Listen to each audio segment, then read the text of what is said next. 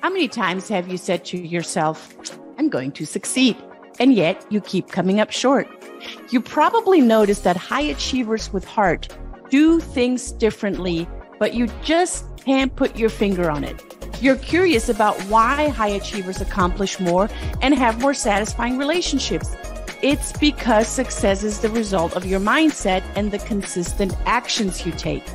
This show is designed with your success in mind.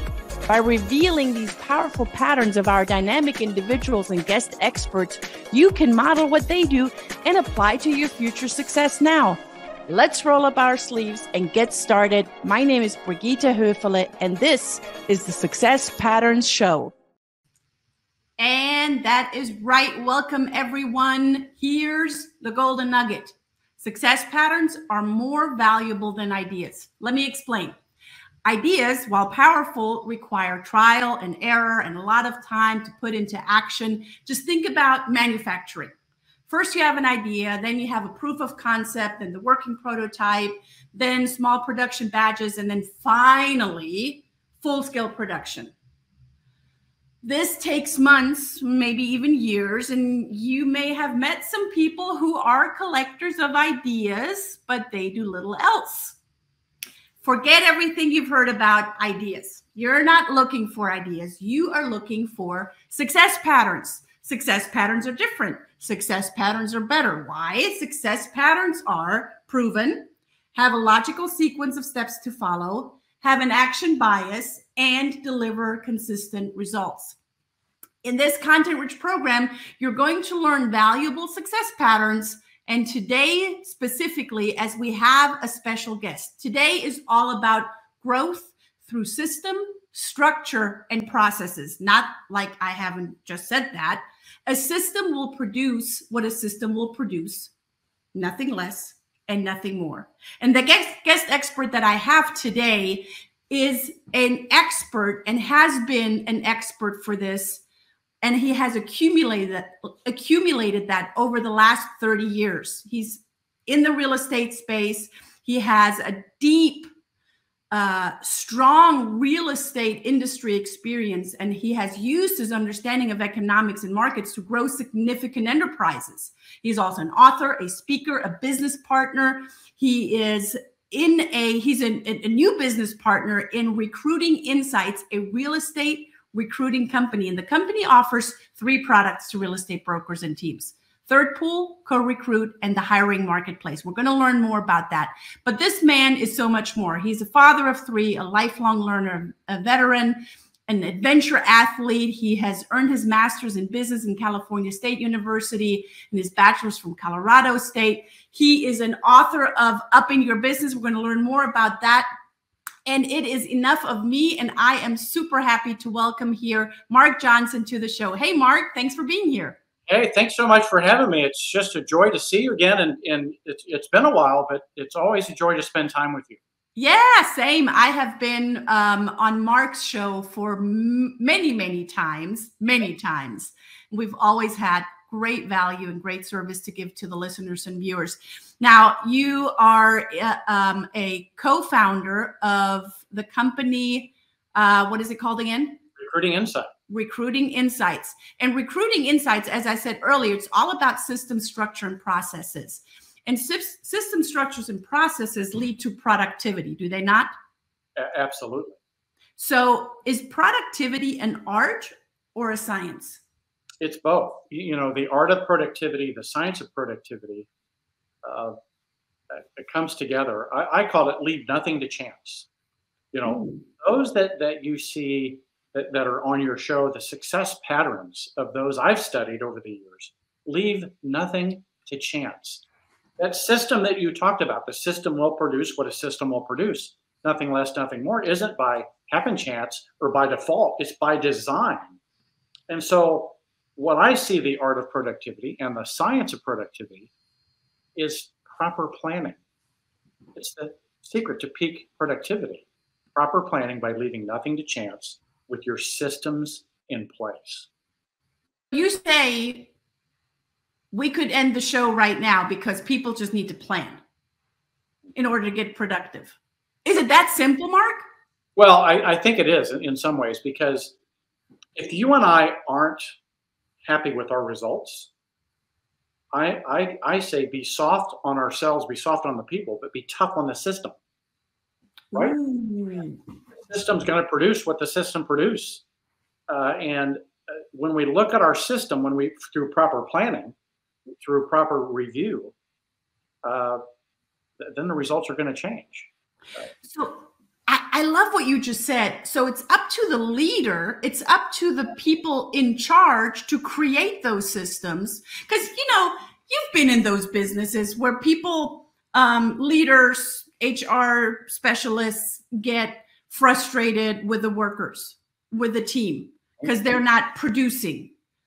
Does it really have everything to do with who they are as people and their quality or even their behavior? No. Typically, it all has to do with the system. You asked me what one of my favorite books is. I'd forgotten about this one. I've got a different one I want to talk about later, but this one was a book, and I forget the author. It was called Why Things Go Wrong. And this author knew the food service industry inside and out.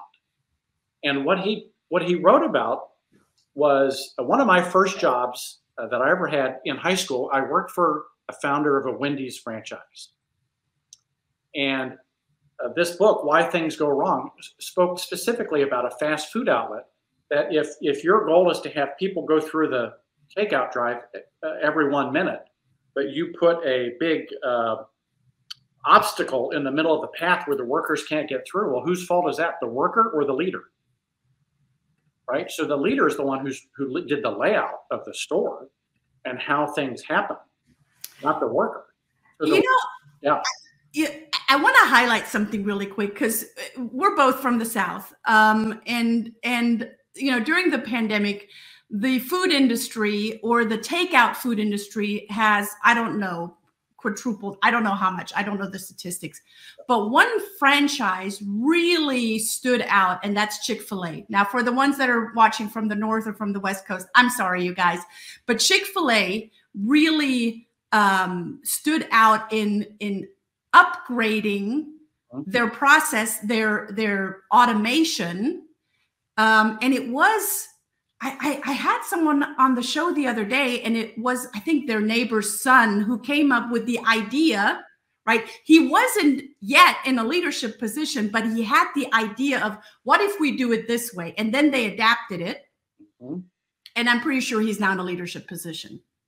Yeah, sure. I mean, think about it. Those who adapted during COVID, like we all did, I mean, you either adapted and you pivoted, or you didn't. And the takeout industry had to, they had to pivot, or otherwise they're going to go broke. Yeah, completely. And, pick up, the grocery stores, where you could, order or delivery, came up with innovative ways to keep on keeping on. So talking about leaders, finish the sentence for me. Leaders are what? Leaders are servants. I'm a big believer in servant leadership. Because in my view, in business, we solve problems for a profit. In charity, we solve problems for society. So no matter what kind of business you're in, whether that's a charity or a give back organization, you solve problems in a different way than maybe we do in business. But we solve problems, and I do that from a servant perspective. I think leaders are also curious. Leaders are also lifelong learners. Leaders are open-minded. I think some of the best leaders I've learned from were curious. They were relentless in asking questions. Yes. They listened without judgment. They never got bored. Some of the best leaders I worked for and I tried to emulate were open to being wrong. Hey, Wait, say that again. They're open to being wrong. Hey, I was, my view was this, but you've convinced me that, maybe my viewpoint was not accurate. And I think you and I can relate to this. The leaders that I relate to the most are naturally empathetic. Yeah. And some of these don't come naturally to men. They have to work harder. I don't even think that that's a male-female thing anymore. I really don't. No. Yeah, maybe not. But yeah, so first I think it starts with the foundation of being a servant leader, that we're here to serve, not to be served, right? And then curiosity is an amazing thing. You sang my song when you talked about being curious, and you said, ask questions, but not just ask questions, ask intentional question, and ask what you said, ask questions relentlessly. Relentlessly. I mean, I've really tried to develop this in my own leadership style is, the quality of our questions delivers the quality of the answers. Totally. And so the better the question, the better the answer. And, I think later on we're going to talk about, persistence versus pressure, which is something from one of the books I love. They're two different things. Pressure is one thing. Persistence is something totally different. Ooh, yeah. Let's talk about that. So you already mentioned one of your favorite books. What is your favorite book and why? Well, besides the Bible, which is a different topic, but a book that I read called U Squared by Price Pritchard. And Price is a Dallas-based consultant here, works for big companies, but he talks about linear growth versus exponential growth. And we're so used to, particularly, we're used to, you start in first grade and you go to second grade and you go to third grade, this linear growth. Well, he says, well, what if you throw all that out the door? What if you went from first grade to 12th grade? It's possible when you change your mindset, right? When you change your mindset to, in a sense, quit trying harder. Trying harder produces incremental gains, but a quantum shift could be an elegant solution requiring less effort. Or ignoring conventional approaches. A quantum leap requires an abrupt change in behavior. Maybe finesse over effort. Maybe simplicity over complexity. Maybe a new paradigm. A quantum leap requires thinking beyond what common sense would allow. Maybe it's the uncommon sense, rethinking our thinking, violating the possibilities of the boundaries of probable. So I don't know. I love it. It's called U Squared. It's a short little thing. I think it's only like $6 or something. So like me, U Squared. Yeah, by Price Pritchard. And it's all about exponential growth versus linear growth, and through changing the way you approach, just in your mindset and your thinking. You said I want to bundle, because there were many great things that you said, and I'm going to bundle it. Question the status quo. Yes. How does one question the status quo? Is it comfortable? Is it not comfortable? What lies behind questioning the status quo? It's totally uncomfortable because it requires you to challenge. Well, why do we do it this way? Well, we do it this way because we've always done it that way. Oof. Okay, well, is that the best way? Maybe it is, maybe it isn't. But if we don't question it, how do you know? Why do we do it this way? And I would encourage everyone listening is, whatever your process is, not that you need to change it, but the question is, well, why are we doing it this way? And maybe that is the best way, but maybe there's a better way. Yeah. We have some great engagement, and Rob is saying, aiming to leaders being open to being wrong. Yes, I know that I spoke to a lot of our viewers. Too many leaders assume leadership and always knowing what's best and being right. I think a real leader surrounds themselves, right, with the people that will hold them to higher standards. I love a higher standard. I found when you set a higher standard, you set yourself up for what's possible. Yeah. Now, I may not always achieve it, but that opening my mind to what's possible by setting that higher standard, or at least me, is a driver. It motivates me. It excites me. It gives me, hey, that's a higher standard. That's pretty cool. So I'm curious, Mark, and you and I have known each other for several years now. Were you always that way? I mean, did you graduate high school and, just be the cool, incredible, knowledgeable self that you are today? No, I think everyone's journey is different, but I learned by hard knocks, right? Mm. When I was graduating from 6th grade going on to 7th, I was goofing off in the middle of the street, got hit by a car going 40 miles an hour and nearly died. Gee. That was a transformational, exponential event for me that said, your mother always told you not to play in the street, and she was right. And so I've had multiple failures. Mm-hmm. I forget who wrote the book, Failing Forward. I think that'd be a pretty good, here in Texas, they I think it was John Wayne who told this thing, how do you gain experience? You gain experience by, making mistakes. And then that's where, you already mentioned some of the laws that I teach, the success laws of NLP. And that's where another law comes in. There is no failure. There's only feedback. So, and I'm a pretty good example of that because, I was the youngest child of all. And so I got to learn from my older brothers and sisters' mistakes. Now there was a big gap. There's a 10-year gap between my next oldest sibling. So I was, probably an unplanned child, but it allowed me to observe from others' failures first, which is another technique. I'm a big observer. I think leaders are observers. Yes. Yeah. I like to say leaders are listeners, and we can listen with our eyes and our ears and our feeling. With all of our senses, right? All of our senses. Yeah. So then let's talk about success. What is the number one thing that a person that is striving for success needs?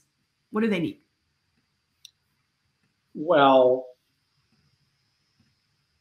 if you're striving for success, first I would say, is that really the goal? Right? I don't know that I've ever set a goal to be successful. What I've set a goal to solve a problem. Mm-hmm. Solve a problem for a profit or solve a problem for society, right? Through solving problems, isn't that how we become, I guess, in a sense, successful? Mm-hmm. Mother Teresa was successful in a different way, right? Mm-hmm. But I think if it came down to it, the theme of today's show is curiosity. Yeah. And to replace fear of the unknown with curiosity, what's possible? Replacing fear of the unknown with curiosity, what becomes possible for you and I? That's right. And I wrote a blog, I'll talk about my blog in a minute, but when you think about the 10 habits of curious people, you stay in the moment. You can say, I don't know. Yes. You can invest time in being curious. You love to learn. And like we talked about before, you ask questions relentlessly. You listen without judgment. And so I think curiosity, not only in leadership, but in success, is certainly critical. So you're right. Curiosity seems to be somewhat the topic of our talk today. And what I'm also gathering is that leaders are learners and are also have the ability. It's more than an ability. They are vulnerable, and they're okay. Here it is. They're okay with being vulnerable. Is that what I'm hearing from you? Totally. The other thing they are? What? And I believe this is a superpower of mine. They're persistent. And persistent is different than pressure. Yeah. Right? Pressure is kind of doing the same thing over and over, that same message. Pressure, as we know, typically doesn't work. I mean, unless you got a gun to your head, right? Yeah. But when you're persistent, it communicates that you genuinely care. When you're persistent, it communicates you're confident. When you're persistent, you understand someone else's situation and your specific solution. When you're persistent, you know that there's many ways to move forward. Mm-hmm. And so I think it's super important for all of us to build our persistent muscle, because sometimes people need to hear it a different way. I mean, you know this better than I do, that sometimes people need to hear it a different way, or sometimes people need more reasons to move forward, or sometimes they don't know how to move forward, or sometimes they just need time to make sense of it all. And if you're not persistent, none of those things will happen. Do you feel that nowadays with the millennials and Gen Zs that the persistency is kind of gone bye-bye? I think it's not understood as well as it should, in that it's different. I mean, persistence can communicate confidence. If you don't believe, if I didn't believe in what I do, I wouldn't be persistent. Mm-hmm. Aha. Okay. So there's a deep belief and a deep connection to whatever it is that you're talking about. Right. Because if you don't believe, then you're just going through the motions. You and I can't give someone something that you don't already possess. Mm-hmm. Right. That's right. And if we want others to believe in us and our ideas and our services, to what degree do we believe in ourselves and what we're doing? Right. You can tell I get a little passionate about this, right? Very much so. And I'm with you on it. So nothing can demonstrate your confidence, my confidence, our commitments, and our beliefs more clearly than our willingness to persist despite the resistance. Because it's not about pressure. It's about, well, maybe they need to hear it a different way. Maybe they need more reasons. Maybe they need more time. Maybe they don't know how to move forward. And if we believe, we're going to figure out a way. We're going to be resourceful in figuring out a way, which is different than pressure. Pressure is kind of saying the same thing over and over and over and over again, right? Yeah. And it can get very tiring and rigorous and we scare people away with being like that. Yeah. Totally. I know what I'm talking about because I made those mistakes in the past. Yeah.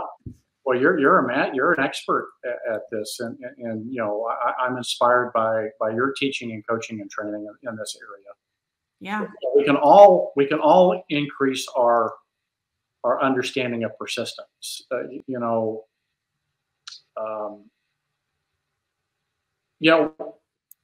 I think the first mistake we make as leaders is we don't expect to encounter resistance. Because we're the leader, everyone's just going to fall in place. No one's going to resist. Yeah. Well, we should expect resistance. In fact, we should encourage resistance. So what you're saying is we got to plan in that there's going to be resistance. There's going to be, right? And we can't take it personally. If we start to take it personally, that goes down a different path. And we can use resistance to gain additional insight and add more value. So resistance can be a beautiful thing. When it's approached properly. There are data points. There's information when someone is resistant. When I teach a class, an NLP class, I say resistance is an immediate feedback that you have lack of rapport. Mm-hmm. That means that you're not meeting the other person where they want to be met. Mm-hmm. Again, very simple when you know how to do it. Yeah. Something's broken down in can I trust you and can I respect you? Mm-hmm. Something's broken down there. If those two things are broken down, then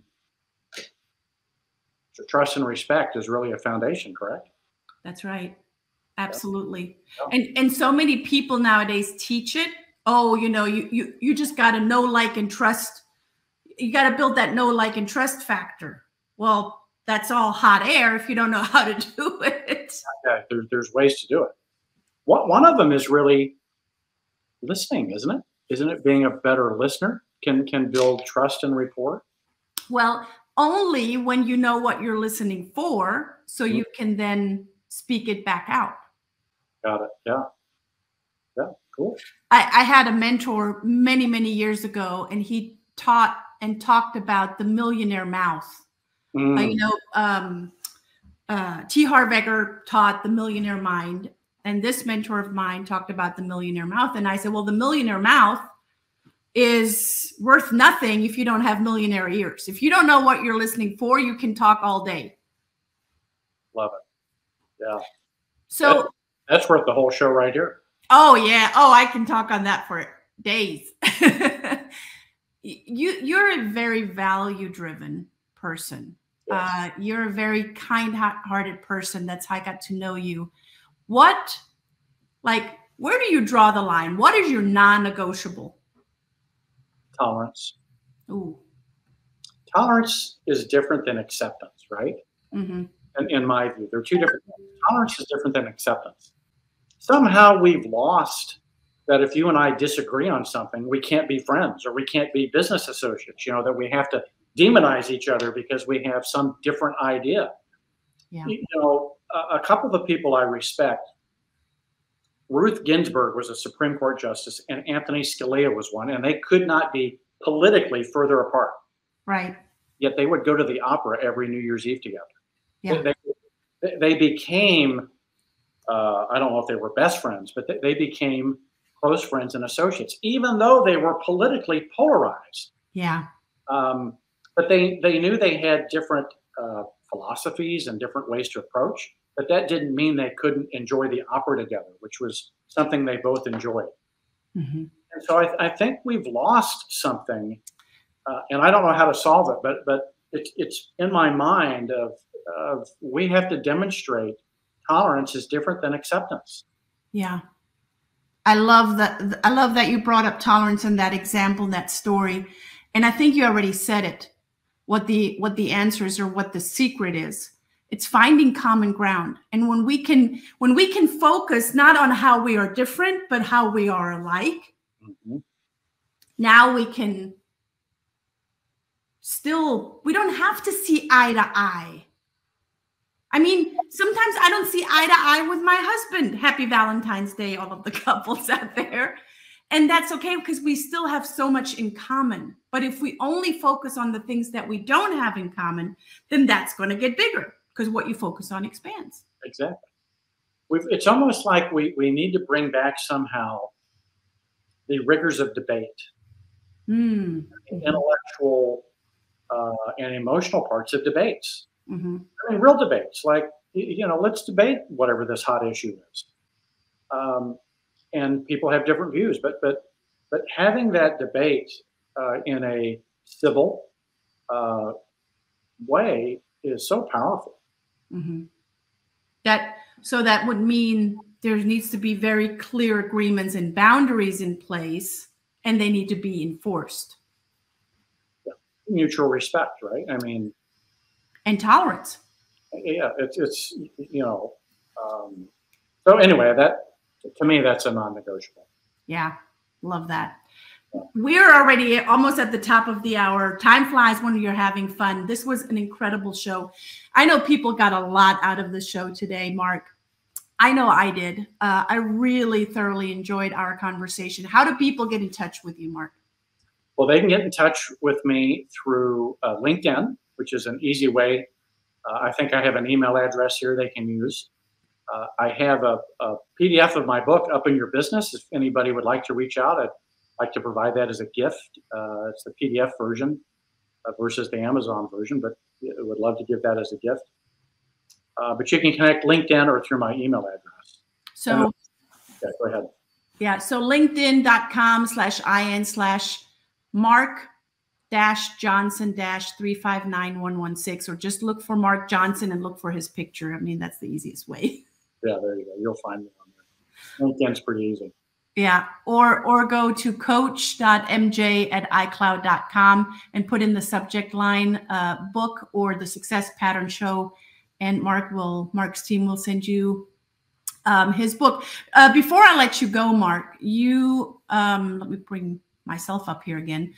You mentioned that you have a blog. How do people read your blog? They can check out winningtheday.blog. Winningtheday.blog. They can check it out there. Okay. winningtheday.blog.